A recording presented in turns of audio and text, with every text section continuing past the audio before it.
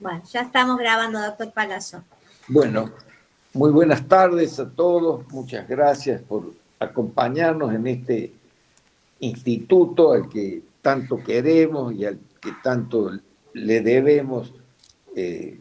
Y hoy en particular tenemos que agradecerle profundamente al doctor Leonardo Massimino, que a pesar de que está un poco lesionado de salud, ha decidido lo mismo participar como expositor en estos temas de absoluta actualidad que están sucediendo y que siempre es bueno tener su sabia palabra. Además, él ha llegado recientemente de una estadía esas de formación en altísima calidad académica que se dan a Coruña.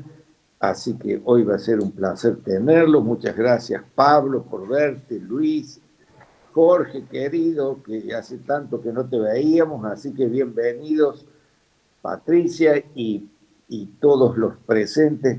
Vamos a compartir esta magnífica jornada. Así que, doctor Leonardo, Bueno, está usted en uso de la palabra. muchas gracias, doctor Palazzo. El honor de estar en este Instituto de Derecho Administrativo.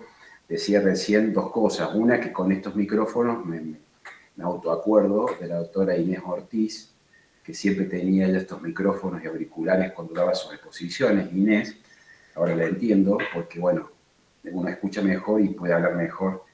Así que el objetivo es comunicarnos de esa manera. Y en segundo lugar, comentarles a todos otra vez, y no molesto más con esto, que la semana que viene el doctor Rodríguez Herrera va a estar en Córdoba. El día miércoles a las 11 de la mañana se le va a dar el título honoris causa en la Universidad Nacional, en el edificio de Derecho. Están todos invitados al acto, ahí en el edificio de Trejo. Y el día jueves una clase abierta en el Centro Núñez, que se organiza esa clase abierta con la maestría abierta, con todos los alumnos también del grado, y la idea es que sea dialogada con el profesor, de modo que si ustedes pueden convidar a sus alumnos, sepan que tienen estos la oportunidad de conocer a uno de los juristas más importantes de Iberoamérica acá en Córdoba, digamos, ¿no? Y es para aprovecharlo. Esto, cada uno ya sabe de qué va a estar. Así que bueno, dicho ello, sí voy a hablar ahora agradeciéndole al Instituto de Derecho Administrativo. Yo siempre digo que este instituto tiene la particularidad, primero, de que es como la casa de uno, en el sentido de que claramente somos convidados a conversar de un tema determinado y esto nos obliga a estudiar, y particularmente cada vez que me ha tocado hablar aquí he tenido que ayornar la cuestión a teniendo en cuenta el auditorio, en este caso ver un tema desde una perspectiva general, pero también que pueda ser comparable con Córdoba. Y en segundo lugar, el agradecimiento a las autoridades del instituto, ¿no? Así que muchas gracias, doctor Palazzo, muchas gracias, Liliana, siempre por toda la convocatoria y la camaradería. Sin más preámbulos. El tema de que yo voy a hablar hoy acá es el acto administrativo en la legislación, la jurisprudencia, en la ley de base, sobre todo, con aspectos comparables con la legislación local, les decía, con el acto en Córdoba. Es solamente una reflexión que voy a formular. Ya sobre la ley de base se ha hablado en el instituto, el doctor Ábalos ha hablado en su momento respecto de todo lo que era procedimiento administrativo, en alguna ocasión, particularmente también he hecho referencia a la parte contractual. Es un tema que está permanentemente sobre la mesa y siempre tiene modificaciones. Hoy vamos a hablar un poco de la categoría del acto administrativo, ¿no? Sobre esto yo voy a dividir la exposición en tres partes, si me permiten, no muy largas todas, pero sí en el siguiente orden. En primer lugar, algunas cuestiones vinculadas con el acto en general. En segundo lugar, algunas las regulaciones más importantes del acto en la ley de bases y puntos de partida. Y después algunos puntos comparables con la situación vigente en la provincia de Córdoba. Voy a tratar de sostener o afirmar que estamos en materia de regulación de acto administrativo dirigiéndonos a una regulación bastante uniforme, sobre todo en cuanto a los contenidos del acto y el régimen de nulidades. Este último régimen de nulidades tiende a nivel general, a nivel nación y a nivel provincia a una mayor simplificación. La teoría de la invalidez del acto administrativo está convergiendo a un régimen más simplificado y sobre todo fuertemente influido por las convenciones de derechos humanos, como voy a argumentar luego. Introduzcamos el tema. Cuando nosotros hablamos de acto administrativo, estamos haciendo referencia a la categoría que en su momento marcó realmente los contornos del derecho público y del derecho administrativo. En la actualidad, la centralidad que ha tenido el acto administrativo está realmente desplazada por todo lo que tiene que ver con la contratación pública y las políticas públicas. El centralismo que tenía la categoría del acto como definitorio de la configuración, por así decirlo, del derecho administrativo en el Consejo de Estado francés y por lo tanto también de la configuración de la disciplina de jus pública, ha variado y se está como dinámicamente modernizando en la jurisprudencia comparada, donde cada vez tiene mucho más preeminencia las normas vinculadas con la contratación pública.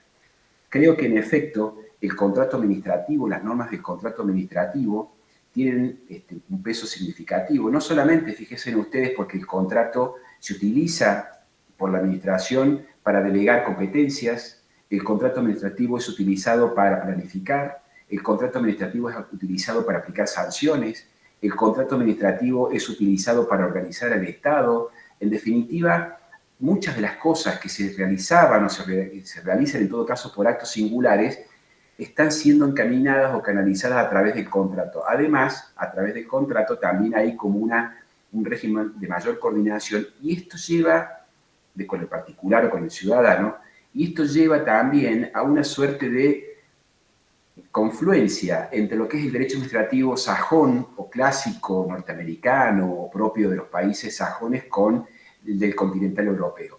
El derecho sajón, el derecho administrativo público proveniente de Estados Unidos y de estos países, no se originó en torno al acto administrativo, se origina en todo caso en torno a la actividad de los entes reguladores de las agencias reguladoras. Para limitar el rol de las agencias reguladoras surgen normas de derecho público que tienen que ver con la competencia, yo lo voy a explicar luego, de otras limitaciones, pero no el acto. El acto tenía otro origen, que es más bien francés, que es donde vamos nosotros. Hay una línea hoy que tiene la convergencia y le estamos dando más importancia al contrato. Fíjense ustedes que decíamos en la exposición anterior de que y esto era criticado incluso por una doctrina importante, Pérez Walde, Muñoz Machado en España, Pérez Walde en Argentina, de que pareciera que el contrato administrativo viene desplegando el principio de legalidad, es decir, la ley de bases modifica fundamentalmente el contrato de concesión y demás, incluso el RIGI, el régimen de incentivo de las grandes inversiones, tiene una forma también de fomento y demás, y no puramente de acto. Bueno, todo esto lo comento para explicar que hoy el acto, si bien es lo que yo me voy a referir, lo quiero poner en el contexto de la teoría general del derecho público hoy, con estas particularidades. Aún así, es posible predicar, como dice Comadira, que la teoría del acto administrativo está llamado a cumplir dos funciones fundamentales. La primera función que cumple la teoría del acto administrativo es que tiende a determinar, en todo caso, qué régimen jurídico se aplica a una determinada parcela de la función administrativa, que es aquella que es unilateral por parte de la administración, y en segundo lugar tiende a la tutela de los intereses individuales de los ciudadanos y agrega Comadira también los intereses públicos. Claramente la ley de base y punto de partidas tiene una axiología muy específica, así lo dicen Casañe, Perrino y otros autores, que lo que ha venido a hacer la ley de bases, además de darle jerarquía legal clara a la ley de procedimientos administrativos, recuerden ustedes que es de origen de un gobierno, dijera San Martino, de quiebre constitucional, tiene un origen en una época de un gobierno de facto, si bien después la conoció como la 19.549, pero hoy ya es plenamente una ley que está en el marco del Estado social y democrático de derecho. Porque además, el principal característica, el principal cambio de paradigma que tiene la ley de bases en materia de acto es que este acoge a un principio convencional que es el de la tutela administrativa efectiva, ¿no? Que en Astorga Brach, Baum y muchos otros precedentes la Corte ha reconocido. Entonces, este es el principal cambio de paradigma de la ley de bases en materia de acto, que lo viene como a convencionalizar y a constitucionalizar. Noten ustedes que esta convencionalización ya había acaecido en el Código Civil y Comercial, la unificación del Código en el título preliminar, cuando llevó también a una instancia convencional todo lo relativo a los casos regidos por el Código Civil y Comercial. Bueno, ahora es el turno del acto administrativo, ¿no es cierto? Entonces podríamos decir que de las funciones de la teoría hay un régimen ahora aplicable claramente con una fuente convencional en la Ley de Procedimientos Administrativos, y además también podemos decir que tiene un fuerte tinte tuitivo de la ley de procedimiento administrativo en aras de la protección de los derechos del ciudadano. Son varias las reformas, que yo voy a hacer referencia acá a las 4 o 5 más importantes y sobre todo a las más salientes para poder hacer luego una comparación con nuestro régimen local también breve. Quizás podríamos decir, además de este cambio de paradigma, que se viene a regular otra vez los requisitos de validez del acto, donde se hacen modificaciones a la ley anterior, a la ley anterior de procedimiento, se hacen modificaciones, algunas supresiones y algunos agregados, que voy a explicar ahora lo más importante, y sobre todo también se amplía la noción de vías de hecho, y esto es importante, tendiente a darle mayor tutela a los ciudadanos frente a las novedades del expediente electrónico o de la actuación electrónica de la administración, y hay una simplificación también de la teoría de la invalidez. Son los 3 principales aspectos que yo mencionaría, grosso modo, de la ley de bases en torno al acto. Entonces, modificación de los elementos, algunas regulaciones, ampliación de las vías de hecho y también la cuestión vinculada a la simplificación de la teoría de la invalidez. Bueno, vamos sin más preámbulos a hacer algunas aclaraciones en general de los puntos más salientes que se modifican. En primer lugar, el artículo 7 queda redactado ahora, el artículo 7 de la ley, de una manera intuitiva de los derechos del particular. Aclaro acá que voy a hacer 2 aclaraciones generales, y acá voy a superponerme con lo que ya había dicho en su momento el doctor Ábalos. En primer lugar, todos sabemos que la ley de bases ahora se aplica no solamente en la administración central, sino también en la actividad legislativa y judicial en materia que ejerzan función administrativa. Sabemos también que la Corte Suprema de Justicia de la Nación, por acordada, ha soslayado la aplicación de la ley de bases, a mi modo de ver de una manera impropia, porque está alcanzada por la ley de procedimientos y no hay razón constitucional a esos fines de este régimen diferenciado. Y en ese sentido, acá también vale decir que la ley de bases viene a acoger al mismo criterio que tiene el artículo 1 de la 7182 en la provincia y también de la ley provincial en cuanto a el ámbito material de aplicación de la ley de procedimiento. Se acoge un régimen mixto, todo aquel ente público que ejerza función administrativa y sobre todo que la ejerza en el sentido como enseñaba Agustín Gordillo, se le aplica la ley de procedimiento administrativo. Acá entonces han quedado, yo diría, unificados, homogeneizados el régimen nacional con el régimen provincial, como tienen ahora actualmente el derecho público local la mayoría de las provincias. Dicho ello, en cuanto al ámbito de aplicación, y yendo directamente al acto, entonces, vamos al artículo 7, que está actualizado actualmente con la ley de bases, y empecemos por el principio. El artículo 7 de la ley de bases, ustedes van a ver ahí los distintos elementos. El primer artículo modificado por la ley de bases tiene que ver, acá, para hacer referencia a las modificaciones, el artículo 7, inciso A, dice que es un requisito esencial que el acto debe ser dictado por la autoridad competente y se agrega ahora, este es un agregado, y cuya voluntad no esté viciada por error, dolo o violencia. Caramba, acá se acoge a la teoría real de la agente, además de la teoría de la normatividad. La competencia no es solamente objetiva, que surge de la Constitución, de la ley y de los demás normativas, sino que se agrega este elemento de la voluntad subjetiva de la agente, lo cual, vamos a ver también que se repite la leyenda cuando se habla de la nulidad del acto. Esto es importante, porque acá estamos otra vez en línea, creo yo, con lo que en Córdoba, cuando hablamos de nulidades, miramos también al elemento subjetivo de la agente.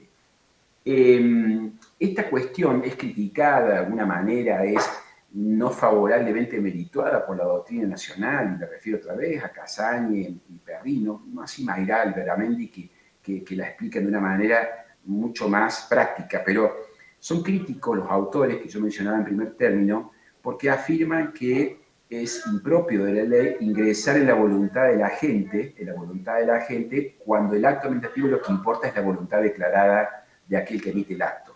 Dicen estos que, siguiendo Marienhoff, la voluntad en todo caso es un presupuesto del acto administrativo, de los elementos, pero no un elemento más.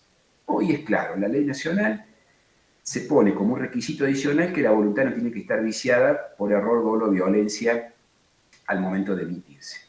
Esto, insisto, alinea al acto en la ley de bases a un poco a la solución que existe en la provincia. Dice también, y esto no está modificado, el inciso B, se tiene que sustentar hechos y antecedentes de derecho, es la causa del acto. En este punto no está modificado, tampoco está modificado lo relativo a que tiene que ser el objeto lícito, mantiene la leyenda de siempre, pero sí está modificado el inciso D. En el inciso D se introduce la tutela administrativa efectiva y al dictamen previo, jurídico previo, como parte del debido procedimiento. Fíjense ustedes acá que el inciso D viene a establecer un agregado que es sumamente importante porque establece que el dictamen previo del abogado proveniente de los servicios permanentes de asesoramiento jurídico, cuando el acto pudiera afectar derechos e intereses jurídicamente tutelados, de acá este último derecho e intereses jurídicamente tutelados es una modificación, recordemos, como ya se explicó también en el instituto en otra ocasión, que viene a cambiar la situación jurídica subjetiva que ahora tiene que uno considerar afectada, antes hablaba de subjetivo, intereses legítimos, se acoge a la locución que tiene el código en la provincia de Buenos Aires y se hace referencia al dictamen proveniente, que se considera un elemento del procedimiento esencial previo a la emisión del acto, pero también se tiene que respetar el principio de la tutela de entidad efectiva como un recaudo del procedimiento previo.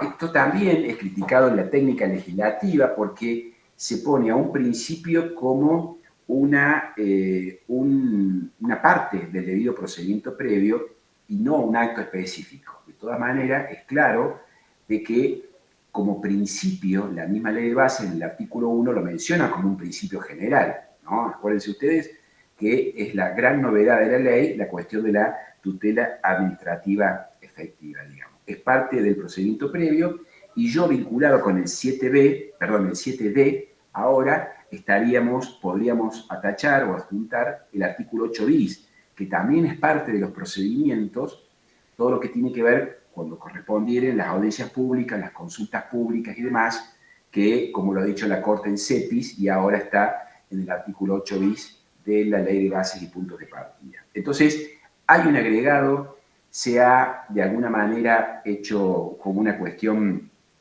importante esta ampliación del procedimiento previo, incluyendo además el dictamen de los servicios jurídicos cuando se afectan situaciones o intereses jurídicamente tutelados al principio de la tutela. Siguiendo brevemente, no quiero detenerme porque son muchas o varias las adecuaciones, la cuestión vinculada con la finalidad. Bueno, el acto debe estar motivado, eso es importante. Se repite el requisito de la motivación, que la motivación sabemos nosotros que consiste en expresar en el contexto del acto las razones de hecho y derecho que han motivado su dictado.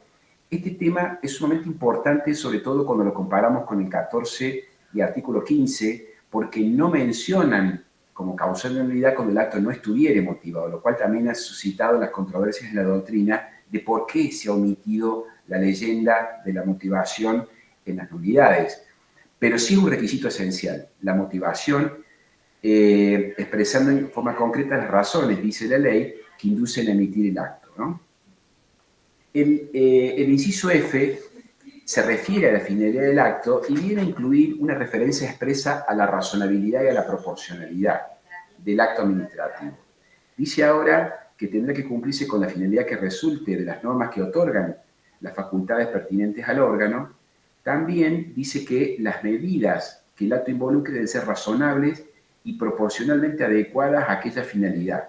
Acá se viene a hablar de la adecuación, de la proporcionalidad y la razonabilidad en sentido estricto, o como quieran ustedes referirlo, pero es el criterio de razonabilidad que proviene más bien del sistema europeo, no solamente de la razonabilidad de la Constitución del artículo 28, razón por la cual podría, y así lo dice Mayral, es una redundancia, pero tiene su importancia que esté mencionado acá la cuestión de la finalidad. Entonces, ven ustedes que tenemos algunas supresiones, algunos agregados y esta convencionalización de los elementos del acto. Ya en la doctrina, y esto lo digo porque venía siendo mencionado, por ejemplo, con Patricio San Martino y algunos autores, que claramente hablaban de un acto normativo convencional, es decir, que los elementos del acto estaban todos influenciados o explicados en las convenciones. Y una cuestión importante también, los elementos del acto administrativo no pueden ser analizados en el estado actual del Estado de Derecho, social y democrático de derecho, de una manera estática y de una manera asistémica. Todos los elementos se vinculan sistémicamente y razón por la cual la modificación de uno o la realidad o la estructura de un elemento incide en los restantes y viceversa, y estos todos también al acto en su unidad. El derecho administrativo, a mi modo de ver, es el argumento que tiene hoy el derecho público para realizar la cosa pública. Y ese argumento no es estático. En la dinámica del acto administrativo, con estos elementos así definidos, no son ya definidos de una manera formal y fría. Tienen que ser interpretada la esencialidad con todos estos elementos, más allá del nomen juris de una causa, una motivación, una competencia, una finalidad y un procedimiento, de una manera relacionada. De modo que tenemos que tenerlo presente cuando vinculamos, entonces, cuando hacemos referencia al acto administrativo hoy. No podemos estudiar el acto, lo decía al comienzo, como una categoría despojada fríamente de la función que le da contenido. Y en esa línea también se explica la supresión del último párrafo del artículo 7. Recuerden ustedes que el artículo 7 de la ley anterior de procedimientos decía que las disposiciones referidas al acto administrativo eran aplicadas también. Los contratos que celebran la jurisdicción y entidades comprendidas en el sector público se regirán por sus respectivas leyes sin perjuicio de la aplicación supletoria de la ley de actos, del acto administrativo vinculadas acá. Ese párrafo ha desaparecido y no es casual, porque en la concepción del legislador de la ley de bases, el contrato administrativo es una categoría, digamos, separada, pero mucho más rica en cuanto a los elementos que lo configuran. Y acuérdense una cuestión fundamental, en la ley de bases el contrato administrativo tiene la particularidad que procura suprimir todas, o mejor dicho, restablecer las exorbitancias y las prerrogativas públicas. De alguna manera están más reglamentadas. Desde esa perspectiva, hoy desaparece esta supletoriedad que había antes en la ley, y esto es un punto que lo ha separado de alguna manera del artículo 7, lo ha separado decididamente, digamos, del artículo 7 de la ley de bases. Así que ese cambio me parece importante tenerlo presente. El otro punto, también vinculado con el acto administrativo, es el elemento forma, ¿no?, del artículo 8 del acto administrativo, que en la ley de bases también, ¿no es cierto?, dice y se mantiene la locución de que se va a manifestar expresamente y por escrito, digamos, ¿no? Esta obligación de manifestación expresa es colindante de una manera bastante similar, redactada en nuestra ley de procedimientos, modificada por la de 1618. Acuérdense que el artículo 1 de la ley provincial ahora establece que la administración debe garantizar una respuesta al ciudadano. Acá dice que debe ser expresa y por escrito. Y agrega la ley de bases, dice, ya sea la escritura en forma gráfica, electrónica o digital. Fíjense ustedes que acá está incluido esta parte nueva a todo lo que tiene que ver con lo electrónico, digamos, incluyéndose dentro de la forma expresa también la morfología digital, como también está o se encamina la actuación procedimental en la provincia de Córdoba. Y se aclara expresamente una cuestión que, aunque parezca obvia, tiene mucha significación, sobre todo en términos de épocas de inteligencia artificial y del acto clic, que yo llamo, ¿no? Un clic que hace estragos, que muchas veces no sabemos ni quién lo firma ni de dónde viene, y esto lo aprendíamos hace muchos años con el doctor Carranza Torres cuando nos advertía de la tecnología en materia de acto administrativo. El acto que carezca de firma no producirá efectos jurídicos, dice acá, de ninguna especie, lo cual es obvio, digamos, tiene que tener la firma, y va a ocurrir lo mismo cuando carezca de la forma escrita, salvo que justamente por circunstancias propias de la emisión del acto se pueda tener como emitido. Es muy importante, decía, ese es el primer punto. He ido muy rápido en lo que tiene que ver con la forma y los elementos, pero me parece importante el ensanchamiento de la cuestión de las vías de hecho. Dice que la administración se va a abstener de vías de hecho porque se amplía el artículo 9 el inciso A y el B, que eran los que tenía la ley, además de haber sido modificados para alinear, ya no se habla más de derechos subjetivos y de intereses legítimos, sino de intereses jurídicamente tutelados, de intereses jurídicamente tutelados, ahora se agregan dos incisos, el C y el D. En el inciso C se considera vía de hecho a todos aquellos mecanismos electrónicos informáticos de cualquier naturaleza que tengan por efecto práctico imposibilitar conductas que no estén legalmente proscritas. Fíjense ustedes acá que es, ya lo habíamos dicho en alguna ocasión, que esa vía de hecho antijurídica, el acto clic, me dejan afuera por un bloqueo fiscal, me deniegan una autorización, me bajan de un padrón, me eliminan de un renglón de algún listado del cual tengo algún derecho. Ese tipo de actuación que, permítanme la expresión, queda picando actualmente con la tecnología, con la inteligencia artificial y demás, son vías de hecho. Ojo o cuidado que la actuación administrativa electrónica incrementará o incrementa considerablemente los peligros de las vías de hecho electrónicas. Y acá quiero mencionar, sí, también, que justamente en la línea ha quedado en evidencia ya la existencia de un montón, de una jurisprudencia bastante consolidada, tanto en España como en Francia, donde los tribunales de justicia españoles y franceses y demás, con motivo europeos, en definitiva, con motivo de la inteligencia artificial, coinciden en afirmar que esta cuestión del uso de las tecnologías y demás, perfectamente equiparables a la forma, y hablan incluso de que se exacerban la importancia de que la administración actúe dentro de la legalidad. ¿Se entiende? Es decir, por vía de hermenéutica y de interpretación, se está justamente considerando de que si el acto emitido no está fundado, no está debidamente notificado en las casillas y con las formalidades que establezcan las normas, ¿sí?, no se considera ni notificado ni fundado hasta tanto reúna todas esas condiciones. El inciso D también dice que es una vía de hecho o que la administración tiene que abstenerse de imponer por sí medidas, dice, que por su naturaleza exijan una intervención judicial previa, tales como embargo, allanamientos u otras similares. Obviamente, otra vez, que la administración no por vía de digital o por vía electrónica trabe embargo directamente en la cuenta del contribuyente o directamente disponga, por ejemplo, un descuento de un haber o omite en un recibo de sueldo una determinada bonificación. Recuerden ustedes la causa AFIP contra Intercop de la Corte Suprema de Justicia de la Nación, donde la Corte proscribió la posibilidad de que la propia administración trabara embargo directamente en las cuentas del contribuyente. Ojo, fue por mayoría, no quedó el tema muy definitivamente saldado, curiosamente a mi modo de ver, por mayoría, porque era clara la inconstitucionalidad, la Corte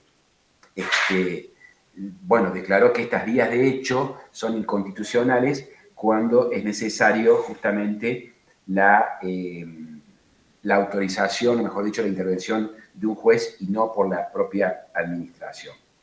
En materia de silencio, ya fue dicho en el instituto, lo explicaba en su momento el doctor Ábalos, simplemente ratificar dos cuestiones. La primera cuestión es que el principio sigue siendo el del inciso A, el silencio de la ambigüedad de la administración se rige por el artículo 10, pero cuando la normativa establezca que la administración tiene que expedirse de manera concreta, la negativa a la no respuesta se entiende como negativa, es decir, perdón dicho, la no respuesta o el silencio tiene un efecto negativo.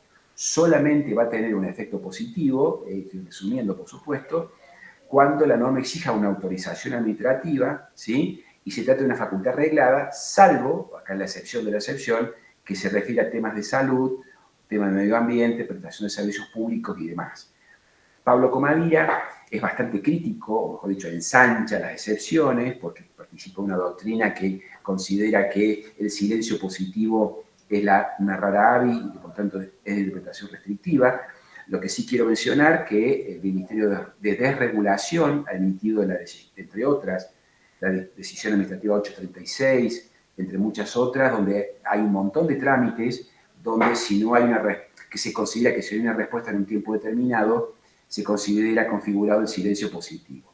Al respecto, otra vez, en la legislación española, donde ya lo tienen y demás, también hay una doctrina muy crítica y no ha tenido un cambio revolucionario en el derecho público local, la cuestión del silencio positivo, digamos, ¿no? Pero bueno, apostemos a que esto puede redundar en una mayor eficiencia en la administración.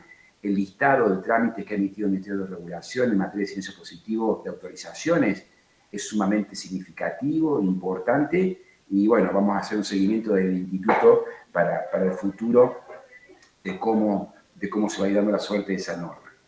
El otro punto que me parece importante acá, se ratifica el principio que el acto de alcance particular adquiere eficacia con la notificación del interesado y el de alcance general con la publicación. Esto no varía. Lo que sí se aclara ahora es que los actos de alcance general rigen después del 8º día de la publicación en el boletín oficial. Esta aclaración es con motivo justamente de algunas cuestiones que se suscitaron sobre el particular. Se le aplicaba la normativa general de las normas generales, hoy está establecido en la norma. Sí me parece importante las modificaciones del artículo 12 de la Ley de Procedimiento Administrativo, porque está redactado ahora de una manera polémica, pero muy clara en cuanto a lo que ha buscado. Me explico. El artículo 12 sabemos nosotros que dice que el acto administrativo goza de presunción de legitimidad y su fuerza ejecutoria autoriza a la administración a ponerlo en práctica por sí y por sus propios medios, salvo que la ley diga que se requiera la intervención judicial. Es lo que es coincidente con lo que hablábamos recién de AFI contra Intercop.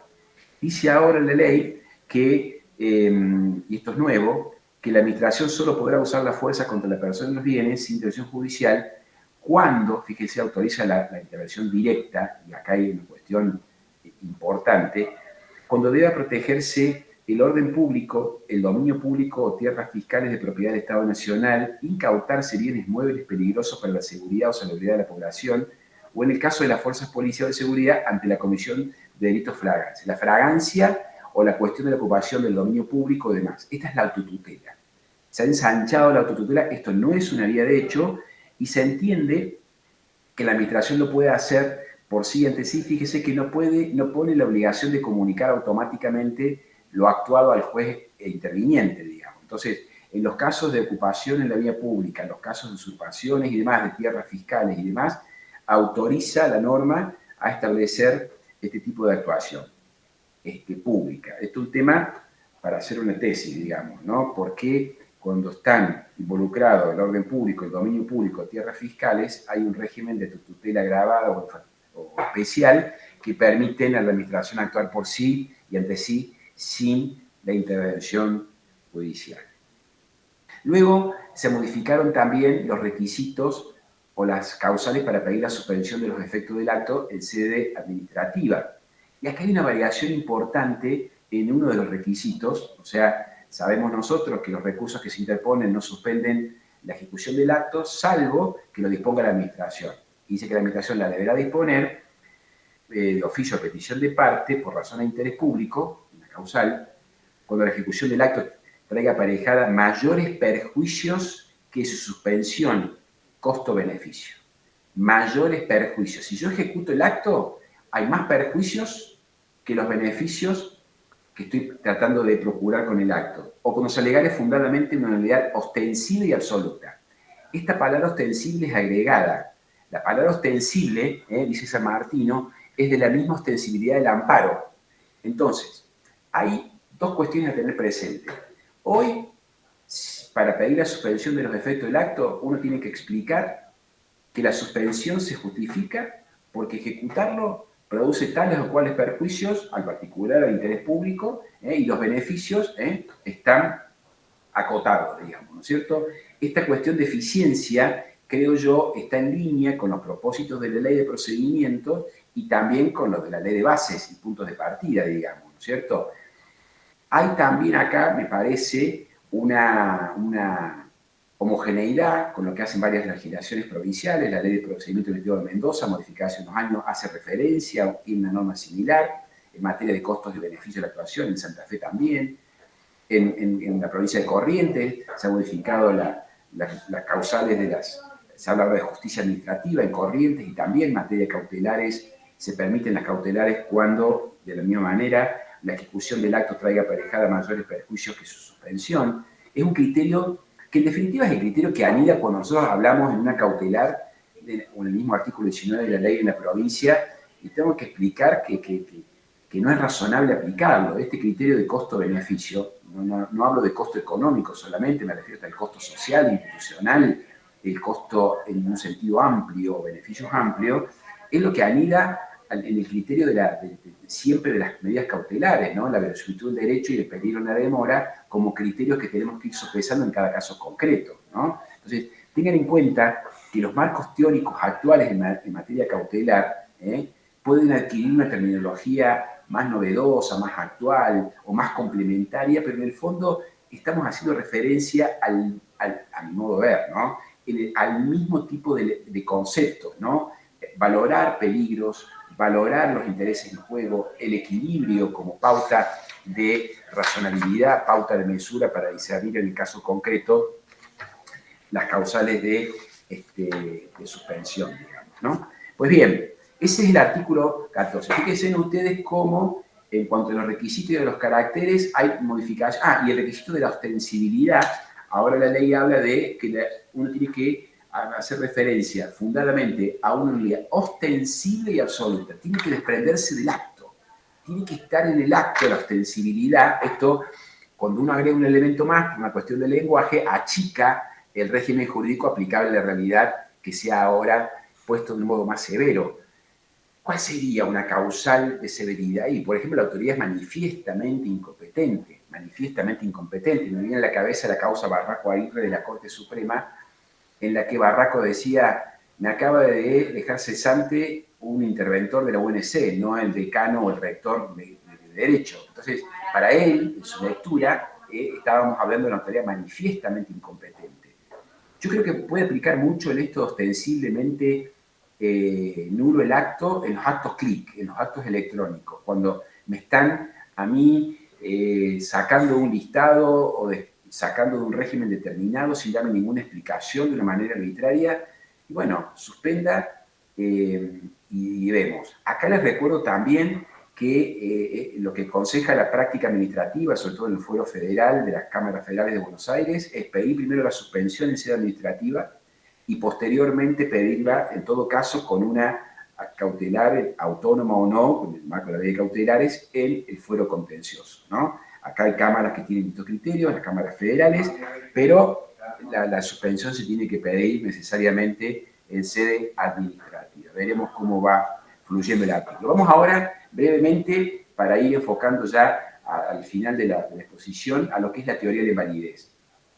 La ley de bases ha venido a simplificar la teoría de la invalidez. Ahora se hace referencia a los actos de nulidad absoluta y nulidad relativa. Ha desaparecido la aplicación antes de los actos nulos y anulables en general. Esto está en línea con las modificaciones venidas o introducidas también de algún modo en la ley, en el Código Civil y Comercial de la Nación. Acá hago un paréntesis, no voy a desplazar demasiado en esto, pero sí recordarles a todos que en el Código Civil y Comercial de la Nación, el artículo 386 dice que son de nulidad absoluta los actos que contravienen el orden público, la moral y las buenas costumbres, y relativa a los actos en los cuales la ley impone una sanción solo en protección del interés de ciertas personas. Otra vez se hace referencia a nulidad absoluta y relativa como la clasificación aquí. Como dirá Pablo, es muy, digamos, típico de la posición de la teoría del acto, hace mucho énfasis en que las nulidades administrativas protegen del interés público y las privadas tienen otros intereses distintos. No participo al 100% de esa explicación. Creo que las teorías de nulidades en el derecho es uno solo, el conjunto de normas que hacen la conformación del derecho llevan que el derecho público y el derecho privado es una explicación, por supuesto, académica, de principios aplicables, pero hay como una tendencia a una explicación uniforme de las nulidades. Toda actuación, particular o pública, cuando no sea conforme los ordenamientos, tiende a la nulidad. Obviamente que si está el orden público involucrado, o la moral, la buena costumbre, o el interés público, esto lleva a la nulidad del acto. Y si es administrativa o pública la actuación, con más razón. Fíjense en ustedes, el 386, cuando contraviene el orden público, la moral y la buena costumbre, el orden público para los civilistas de Bolombe, Plañol, Borda, dicen que se trata de leyes imperativas, se trata del derecho público, se trata de las cuestiones vinculadas con el interés general. No hay doble ética. El interés general es uno, aún para el 386 o aún para, a mi modo de ver, el artículo 14 de la Ley de Bases. ¿Sí? El orden público, ese primer escalón que tiene el límite del contrato, el contrato, el régimen de autonomía, de la voluntad, del Código Civil, desgraciadamente lo hemos aprendido a estudiar en otro ámbito. Pero ese es el vaso comunicante que tiene lo público y lo privado. El contrato, como la base fundamental en la economía de un Estado social de derecho, un Estado subsidiario, un Estado garante, como se habla hoy en Europa, exige que toda aquella disposición de orden público, de interés público, tenga un régimen uniforme. Dicho ello, y vuelvo ahora a reiterarles esto, la ley de bases adopta una teoría de la bipartición en materia de actos, digamos, nulos y anulables, siendo nulos los de nulidad absoluta y anulables de nulidad relativa. En ese sentido, similar a lo del Código Civil Comercial, y simplifica la teoría de la invalidez porque diferencia justamente entre estos dos tipos de nulidades. Fíjense ustedes acá también que, de alguna manera, y esto lo dice muy bien, lo explica la doctora Sandra Flores, en un artículo que tiene publicado explicando el régimen cordobés, la doctora Flores acertadamente también, a mi modo de ver, ella explica este tema de que ya el Código Civil y Comercial se acercó o hay cierta comparación con el régimen cordobés en cuanto a la simplificación, pero cuando vamos a nuestra ley provincial, tan criticada y tan humilde, de los artículos 104 y 105, dice nuestra ley que son nulos los actos administrativos cuando vienen siendo dictados por autoridad incompetente o se ven violados sustancialmente los principios que informan los procedimientos y normas establecidas legal o reglamentariamente para su dictado, y anulables cuando son por error, violación de la ley en cuanto al fondo del acto. Nulos y anulables. Más allá de las causales que prevean en uno y otro, ¿sí?, de los elementos que consideran viciados, estamos en una línea bastante similar en cuanto a la teoría de la invalidez a nivel de ley de procedimientos a nivel nacional y a nivel local. ¿Por qué? Porque los efectos jurídicos que le asignan en la jurisprudencia local con los que la ley de base viene asignada a la teoría de nulidades están en la misma línea. Están en la misma línea. Me explico.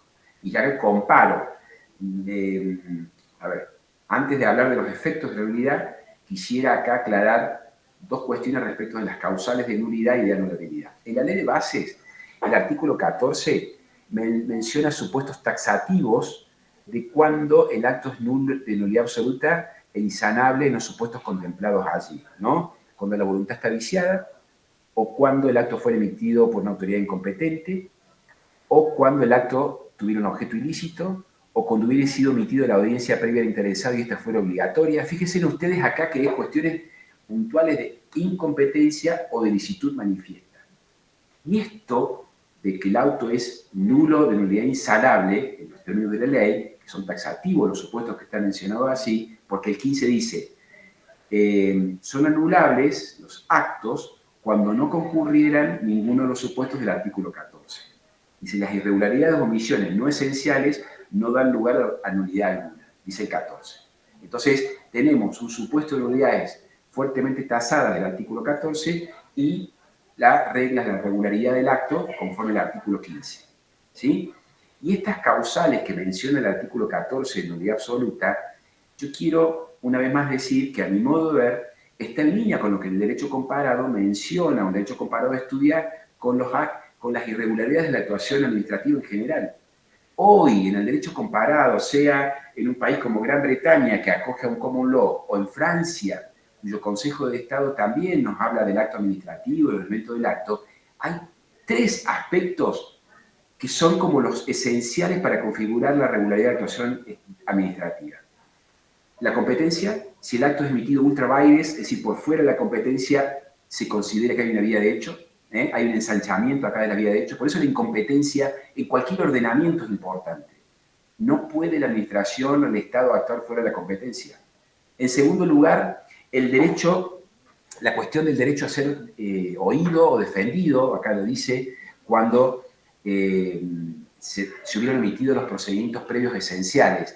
Este tema del derecho de defensa es esencial en materia de acto administrativo, en cualquier derecho de defensa, el debido proceso, el due process. El debido proceso también es esencial, incluso en la ley de procedimiento administrativo norteamericana, que no tiene semejante regulación como tiene la nuestra en este punto, pero es un principio esencial. Y también la finalidad, que es la pública. Estos elementos son esenciales incluso en nuestra ley. Nulidad absoluta, artículo 14, nulidad relativa, el artículo 15, son anulables. Pero claro, para que el acto aparezca como nulo, tiene que ser esa nulidad ostensible en el sentido que tiene que ser manifiesta, porque si no rige la presunción del artículo 12, la presunción de legalidad, y solo puede ser declarada judicialmente, en sede judicial, la nulidad. Acá se acoge a la teoría de la Corte en Pustelnik, ¿no es cierto? Por más que el acto tenga una irregularidad, esta tiene que ser declarada por la autoridad competente. Acá una aclaración. Recuerden ustedes que en materia de contrato administrativo también pasaba lo mismo. Hoy en Argentina, cuando hay nulidades vinculadas o actos atacados en materia de contrato de concesión y servicio público y demás en la ley de bases, las cuestiones vinculadas a las caducidades y demás tienen que ser declaradas también judicialmente por regla, digamos, ¿no es cierto? O sea, reducido bastante lo que son estas facultades exorbitantes potestades en materia contractual. ¿Qué decir? Que sigue vigente el principio general de que el acto administrativo de alcance particular afectado de una nulidad absoluta debe ser revocado y sustituido por razón de legitimidad en sede administrativa, ¿sí? Cuando claramente afecte una situación jurídico subjetiva tutelada por ley, digamos los términos de la ley. Hay algunas aclaraciones, salvo que hubiere, ahora habla dolo del administrado, antes se hablaba de que el administrado hubiera conocido el vicio. La ley de bases viene, como de alguna manera, a escuchar aquella doctrina que equiparaba al conocimiento del vicio, sobre todo con Mayral, Veramendi, el conocimiento del vicio como equiparable al dolo, es decir, que ya haya realmente el administrado, el ciudadano, querido, ocultado una determinada situación, la haya conocido, pero bueno, es una cuestión de prueba en cada caso, en todo caso, establecerla en concreto para saber si ha habido o no una determinada vulnerabilidad o una determinada nulidad. La irregularidad tiene que ser declarada en sede judicial cuando hace falta un escrutinio mayor, el acto es irregular y puede ser anulado solamente en sede judicial. Y sí me parece importante mencionar, porque esto sí se alinea a lo que es la jurisprudencia de Córdoba, que ahora dice que la sentencia que declara nulidad relativa tendrá efecto retroactivo a la fecha de dictado del acto, a menos que fuere favorable al particular y éste no hubiera obrado con dolo. Y dice también que el juez, por razones de equidad, puede disponer, dice la norma, que el juez puede, por razones de equidad, disponer que no se produzcan estos efectos ex tunc, es decir, desde el momento del nacimiento del acto. Señores, lo que viene a hacer la ley acá es limitar el famoso mito de que la nulidad es, a ver, permíteseme el respeto a la teoría tradicional de la teoría del acto administrativo. La nulidad produce la absoluta, ¿no es cierto?, tiene efecto retroactivo a la fecha de la emisión del acto. Pero también sabemos que en el Estado convencional de derecho hay un montón de efectos jurídicos que han sucedido en el medio con derechos fundamentales que son operativos y son conclusivos, razón por la cual quedan firmes. Hay, dice Kelsen, una tendencia en el derecho comparado a pensar de que por más que el acto esté viciado, ¿sí?, de que por más que el acto esté viciado, los efectos cumplidos se consideran perfectos y deben ser cerrados. Lo decía San Martino también. Si mientras estuvo vigente el acto, a un nulo de nulidad absoluta, un juez dispone que la pensión fue mal otorgada, disponer que la persona debe devolver los haberes en una situación de vulnerabilidad es irrito. Ahora la ley habla de situación de equidad. ¿Qué estamos diciendo? Se ha ensanchado la zona o el principio de estabilidad del acto administrativo. Aún el irregular, aún el que tiene estos vicios. Y esto está en línea. Recordemos la causa Patiño de Chávez del Superior Tribunal de Justicia de Córdoba, de la cual yo no me voy a explayar acá porque lo conocemos. Pero este fallo, en su momento, que ya tiene muchos años, tuvo la virtud tempranamente en la jurisprudencia del derecho público local de mostrar que aunque hubiera una irregularidad, si esta subsanada al momento del juzgamiento de la solicitud del acto, purga el vicio inicial. Ya Benigno Hildarraz traía, cuando valoraba a Patiño de Chávez, una causa Albani de la del Tribunal de Justicia Europeo, donde mencionaba Albani, y en muchos otros, digamos, que es jurisprudencia de que no se puede declarar la irregularidad o la ilegalidad misma, por la ilegalidad misma, salvo que subsista el momento de juzgamiento. Y le confirmo más, escuchábamos en Mariñán, hablando del Mariñán, y con esto ya vamos cerrando, que actualmente en el derecho europeo, una de las grandes que ellos ven como conquistas de la actuación administrativa es la tendencia a convalidarla, o también que el control judicial y el control convencional, incluso comunitario, acompañe a la mejora de la actuación administrativa y no declarar la nulidad por la nulidad misma. Esto es un tema central que creo yo, además de las nulidades, una fuerte tendencia que se observa en los superiores tribunales especializados en la materia respecto del acto administrativo y demás. Yo, por razones de tiempo, no me voy a explayar mucho más porque me he referido brevemente entonces a cuáles son algunas novedades en cuanto a las que tienen de ley, en cuanto a los elementos del acto administrativo, el aspecto de la ejecutoriedad del acto, la cuestión de las vías de hecho que se han ensanchado, también las cuestiones vinculadas con la estabilidad del acto, la simplificación de las teorías de nulidades, la homogeneización a nivel nacional con las nulidades civiles y comerciales, con una tendencia a todo aquello que esté involucrado en el orden público, la moral y las buenas costumbres, a que sean también comparables con las nulidades administrativas, que no se pueden estudiar por separado, y esto está en línea, reitero, también con lo que ocurre en la provincia de Córdoba, y abrigo la esperanza también con que estas cuestiones vinculadas con la estabilidad y la tutela de los derechos, fíjense ustedes acá, la merma de los efectos de gestión del acto no tienen que ver con cuestiones de orden público, tiene que ver con derechos de las personas que actúan de buena fe. Si nosotros pensamos, como dice la doctrina española, de que el ciudadano es un colaborador de la administración, tiene que tener en algún momento en la evolución del derecho público una connotación donde haya un corolario positivo para la actuación del administrado y no que sean todos consecuencias negativas, porque no hay absolutamente ninguna, sino premisa positiva que derive el carácter colaborador. Materia contractual, acuérdense ustedes, materia contractual, se presume que usted tiene que saber a los pliegos, los tiene que conocer. Y todo tiene este carácter, un sesgo, hablando de la teoría de los sesgos, quizás desfavorable a la esfera de los derechos subjetivos, ahora de los intereses tutelados de los particulares. Creo que esto está en una línea distinta. Cuando hay derechos que se han concretizado en el acto aún irregular declarado judicialmente, hay que tener en cuenta entonces esta realidad. Les agradezco mucho su atención, ojalá sigamos viendo en el Instituto otras novedades, que hay un montón más, digamos, un montón más, pero creo que estas son un poco por ahí los grandes lineamientos que quería compartir con ustedes hoy. Muchas gracias.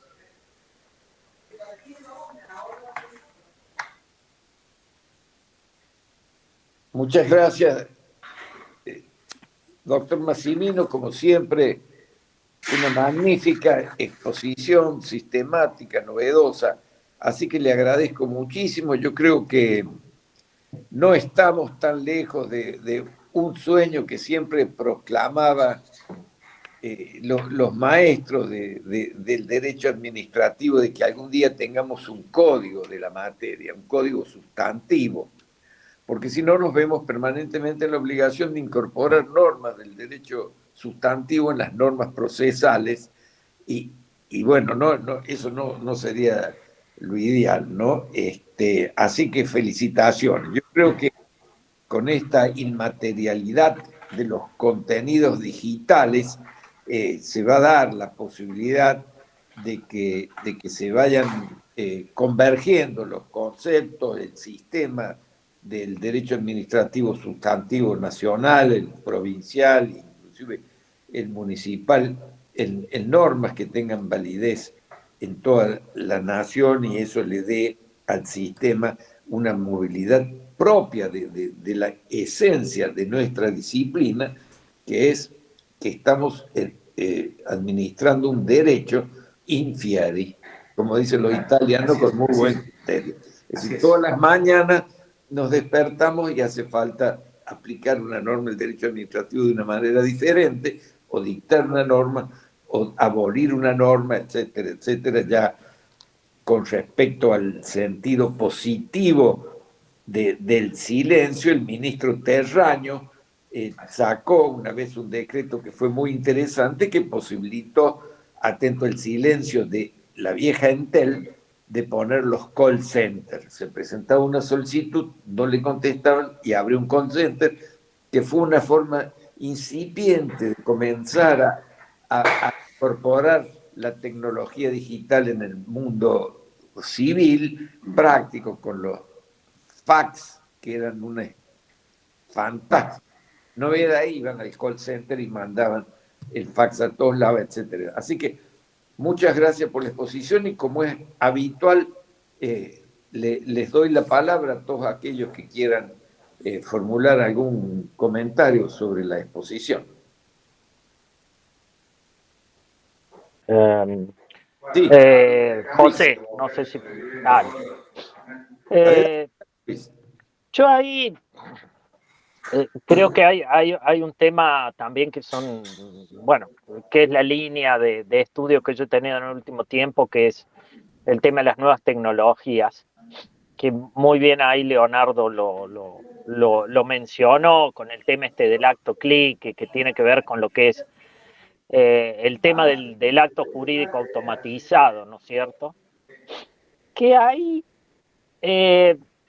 entre este derecho que está muy en formación, que algunos le dicen derecho de la inteligencia artificial o derecho digital, que es mucho más extendida la denominación, hay una cuestión que a mí me parece central para por lo menos visualizarla, ¿no es cierto? Que es el denominado principio de equivalencia. O sea, no puede ser que en virtud del formato a uno le nieguen derechos. O sea, nosotros hemos tenido un derecho administrativo que ha sido unidimensional, en el sentido que siempre se ha traducido en actos en un mundo físico, o en el mundo físico que es el mundo donde vivimos todos.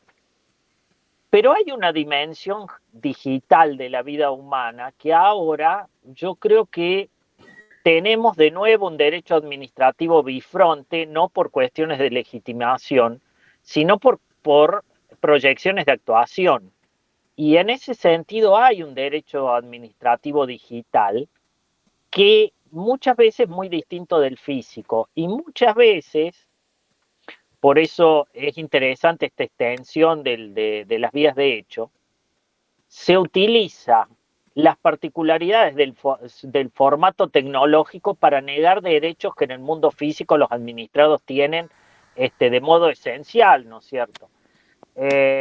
Yo siempre creo que el primer acto automatizado que tuvimos fue el de AFIP en el 2011 de la autorización para comprar dólares, en el cual, si vos te fijabas, sin ningún fundamento, solamente por cuestiones de tipo economicista que se cargaban en un algoritmo, a vos te autorizaban o no a comprar dólares, con una negación de lo que es los derechos del administrado, que por ahí, como tocó alguna vez en el estudio, necesitaba comprar una cantidad mayor de dólares porque se tenía que ir a operar afuera, por ejemplo. Y eso a un programa donde donde te encajonan en que vos para hacer el trámite tenés que dar determinados datos, vos para hacer el trámite no tenés dónde poner ningún otro tipo de consideración y resuelven únicamente sobre la base que te pidieron.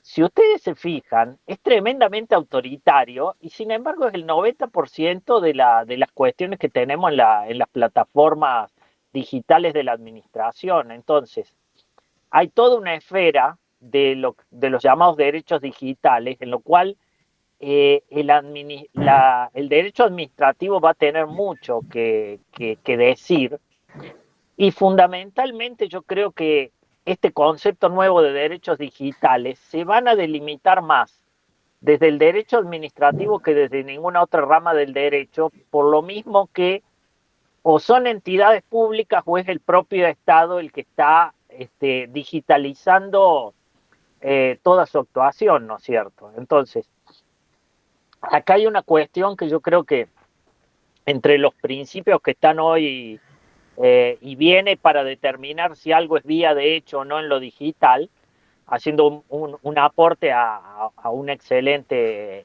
disertación, es el criterio de equivalencia. O sea, no puede ser que porque vos el trámite lo cumplas de forma remota, de forma digital, vos como administrado se te nieguen derechos que en una tramitación tradicional los tendrías asegurados, ¿no es cierto? Yo creo que ahí es un buen parámetro para ver si existe o no vías de hecho en el ambiente digital, ¿no es cierto? Por lo demás, pequeña acotación, pequeño aporte. Por lo demás, las felicitaciones, Leonardo, la brillantez usual a que nos tenés acostumbrados. Gracias, Luis. Yo, dos palabras, no quiero por más tiempo para que hablen ustedes. Yo creo que es importante una cosa, gracias Luis por tu expresión, y coincido, no conocía la equivalencia, me parece muy claro el concepto, pero es importante que sepamos todo, veamos el acto conectado con la función. Si hoy la función administrativa es convencional, el acto tiene que tener estas notas de convencionalidad. Entonces, cuando decimos tutela efectiva, que hasta es un cliché muchas veces, no sabemos lo que estamos diciendo claramente, eso cambia todo. Es decir, todos los elementos, todos, llevan a que realmente la persona pueda presentarse, ser oída, escuchar, tener prueba, y el acto tiene que ser asequible y no al revés. Entonces coincido totalmente con el principio de la equivalencia en concreto, y veamos también esto, ¿no? Que la función cambia o se adecua, entonces el acto no puede ser igual. Nunca. Y si de acá a 5 años tenemos un Estado social, democrático, ambiental y deportivo de derecho, porque ese año jugamos el Mundial de Fútbol y cambia la función administrativa, el acto va a cambiar también, porque el acto refleja el tipo de función.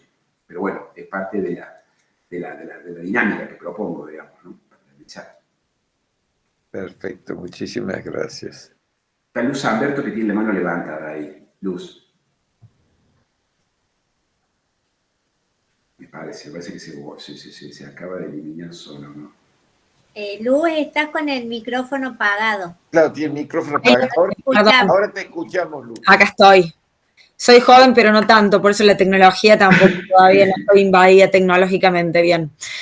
Bueno, nada, felicitaciones. Decía felicitaciones, simplemente la verdad que es espectacular escuchar el tema. Bueno, a mí acto administrativo me parece espectacular y aparte necesario, ¿no? Necesario todas las expresiones que están dando en el instituto respecto a esto. Yo quería hacer 2 preguntas. Una, que cuando hablaste de proporcionalidad y racionabilidad, siempre hemos dicho que esos son elementos, o sea, hacen a la motivación, no a la finalidad, porque la finalidad nunca está tan presente en un acto administrativo, sino que lo que analizamos muchas veces es la motivación, y siempre cuando hablamos de la motivación decimos, bueno, Schneiderman, que mientras más motiva, o sea, la motivación, ¿dónde la veo reflejada la motivación? En la proporcionalidad y en la racionabilidad. Entonces, preguntarte si puede ser una mala técnica legislativa que hayan hablado sobre eso en el elemento finalidad. ¿No debería haberse hablado de eso en el elemento motivación? Me parece que lo que la ley ha querido, el legislador, y sobre todo teniendo en cuenta quienes se mencionan como, digamos, gurúes de estas reformas, que son estos autores que mencioné hace más temprano, no. Ven la razonabilidad como elemento de la finalidad, la proporcionalidad. Bueno, estaba un poco antes en el artículo 7 también, ¿no? Como la finalidad del acto, es la proporcionalidad, la ecuación de medios afines. Creo yo, ¿sabés qué? Acá, la postura de Marinhoff, por ejemplo, lo que tenía que ver con la finalidad de interés público, el elemento ético y demás del acto, decía Marinhoff, en realidad no es un elemento aislado, sino que están todos los elementos, de alguna manera, tocados por esta cuestión ética del acto y todo lo demás. Para la ley, hoy la finalidad tiene que ser cumplir con el requisito de razonabilidad porque está ahí adentro, tiene que cumplir con la necesidad, adecuación y razonabilidad en sentido estricto, el interés público. Y ahí habremos de analizar, en todo caso, esta adecuación de medios y fines, digamos, ¿no? Obviamente que también está vinculado con la motivación. Yo digo que están vinculados todos sistemáticamente los elementos, ¿no es cierto? ¿Dónde lees vos la finalidad? Y tiene que estar expresada en la motivación. Esta es la realidad, leemos ahí la finalidad. Entonces, cuando uno analiza un acto administrativo, la finalidad es la que menos se encuentra dentro del acto administrativo. Eso surge del expediente en general. Muchas veces, bueno, a ver, es lo que sí está plasmado en el acto objetivamente es la motivación. La finalidad muchas veces es una consecuencia de todo el acto, pero es difícil encontrar, si quiero distinguir elementos, dónde está el elemento finalidad en el acto, si lo quiero encontrar en un acto administrativo. Bueno, por eso era. Mira, Luz, coincidiendo, la experiencia me indica que cuando vos querés indagar respecto de la finalidad, hace falta un escrutinio mayor, lo tenés que hacer en sede judicial, tiene que ser declarado judicialmente, es una causal de anulabilidad del acto, en cuanto al fondo del acto, veámoslo de esa manera, y efectivamente habrá que ver elementos indiciarios y todo lo demás. Es un elemento quizás más difícil de escrutar la finalidad, digamos. Recordemos, por ejemplo, no sé, la causa Ramos de la Corte. La Corte había hablado de desvío de poder porque había habido un desvío de la finalidad de las contrataciones sucesivas del señor Ramos y bueno, y eso tuvo en cuenta un montón de actos administrativos. Toda esta actuación administrativa es irregular, es irrazonable y hay un desvío de poder, porque esa es la consecuencia cuando detectamos una finalidad equivocada, digamos, ¿no? Pero es un tema de tesis. Pero bueno, está bien, en definitiva no está mal que esté plasmado donde está plasmado. No. Y lo otro que te quería preguntar es que vos hablabas de esto de los efectos de la nulidad relativa, y en definitiva, si bien no entendí mal, decís que en definitiva en Córdoba, la jurisprudencia de Córdoba dice otra cosa, que el efecto es desde la sentencia y no desde que existió el acto. Y decías que la doctrina española... No. Me parece mal si dije eso. Yo lo que digo es, en Córdoba, la ley nuestra habla actos nulos, anulables, ¿no es cierto? 104, 105 respectivamente, tienen las dos categorías, ¿no es cierto? Un poco creo que la ley nacional va en la misma línea de simplificar la teoría de la validez, habla de actos anulables y nulidad absoluta y relativa, también como actos nulos y anulables, y creo que cuando, por ejemplo, la ley nacional habla de base, vuelve a decir que la retroactividad, cuando hay por razones de equidad, tiene efectos ex tunc, o sea, por razones de equidad pueden convalidarse esos efectos, está en línea con la ley provincial y sobre todo la jurisprudencia local, cuando ha declarado la nulidad, ¿sí? O a partir del momento de la declaración, como Patiño, o ha dejado efectos firmes, ¿entiendes? Entiendo yo que la jurisprudencia actual, ¿no? Sí. Va también en línea, no exactamente, pero hay muchos casos en los que se dice que cuando hay una nulidad relativa, el efecto es desde la sentencia. No es desde que se inició el acto. Bueno, después la Corte ha dado vuelta, el caso Rigolsi, por ejemplo, de Córdoba. La Corte ha dado vuelta, pero la jurisprudencia de Córdoba y el artículo ese de Sandra que vos nombrabas, justamente habla de esto, de que el efecto de la nulidad relativa no es igual que el efecto de la nulidad absoluta. Exacto. En cualquier caso, pero hay una tendencia a unificar, ¿eh? Está desapareciendo la diferencia entre actos nulos y anulables en ese sentido. Fíjate, o es de la sentencia, o en temas de incapacidad es desde la pericia que la declaró en el expediente, o es desde algún acto procesal. En cualquier caso, no es desde que se emitió el acto administrativo, que es el efecto que conoció, nos enseñó Julio Comadilla. Pero la ley nueva dice que sí. La ley bases dice que sí. Sí, salvo equidad. Pero también podríamos mencionar un montón de jurisprudencias. San Martino dice, aún en el ámbito federal, aunque hable solamente de equidad, cada vez que hay un derecho fundamental no tiene efecto externo, hay que respetar los derechos fundamentales y cita fallos de la Cámara Contencioso Federal de Buenos Aires. Bien.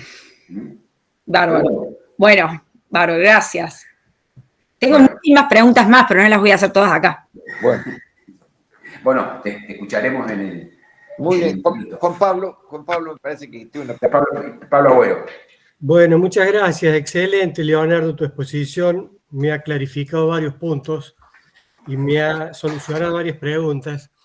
Pero yo tuve que interrumpir un segundo, me tuve que ir. No sé si tocaste el tema de la prescripción que incluye la ley bases. Sí. El tema del plazo de prescripción, ¿lo tocaste? No lo toqué porque la ley... Quería preguntarse si para vos es un avance, porque vos sabés muy bien que se hablaba de la imprescriptibilidad cuando se trataba de nulidades absolutas. Sí. Y la ley ahora habla de un plazo de 10 años para la nulidad en sede judicial, para solicitar la nulidad en sede judicial cuando se trata de nulidad absoluta y un plazo de 2 años cuando se trata de nulidad relativa. Quería saber tu opinión en relación a ese artículo, Leonardo. Mi opinión es claramente favorable y creo que es una garantía para el administrado. El hecho de que el ejecutivo de turno o la autoridad administrativa de turno pueda 20 años después, 17 años después, suspender el otorgamiento de una tierra, como pasó en Ganadera de los Lagos, o suspender después de 10 años, cuando cambiaron 3 gobiernos, o 4, lo que fuera, revocar un permiso que se otorgó, más allá de la precariedad y un montón de condiciones, respecto de, no sé, la rural en Buenos Aires, o cuando, es decir, el plazo de prescripción nos viene a dar, me parece, más allá de los 10 años, 2 años y de todo lo demás, me parece que nos viene a brindar un poco de seguridad jurídica y estabilidad en los vínculos. Obviamente que nadie tiene derecho a un régimen, a la adquisición de un régimen jurídico, pero se viene a aclarar un punto, Pablo, me parece que actúa como un límite a la siempre abierta potestad pública. Uno podrá decir, bueno, pero lo que es ilegítimo no tiene que tener este límite. Bueno, pues bien, habrá que ver después qué sucede, cómo se restablecen esas situaciones jurídicas también, que podrían presentarse, digamos, por cosa írrita, o lo que fuera, ¿no? Pero me parece que si vos me preguntás mi opinión, lo veo como una cuestión favorable teniendo en cuenta estos posibles actuaciones de la administración, y sobre todo que tienen que ver con los desvíos de poder, digamos, ¿no? Pero bueno, veremos cómo se aplica, digamos, ¿no? Veo que coincidimos en el punto. A mí siempre me hizo ruido el tema de la imprescriptibilidad, claro, cuando se trataba de nulidad absoluta. Eso, bueno, pasar 30, 40 años y la administración plantearlo, siempre me hizo ruido. Claro. Así que yo creo que en eso ha sido un gran avance por parte de la ley base. Es que justamente Julio Comadira nos enseñaba cuando estudiamos el acto, ¿no? La teoría de nulidad absoluta es retroactivo la fecha de emisión, es imprescriptible, se consideran las causales taxativas, obligatorias. Nada de eso hoy se mantiene con el rigor que planteaba la doctrina.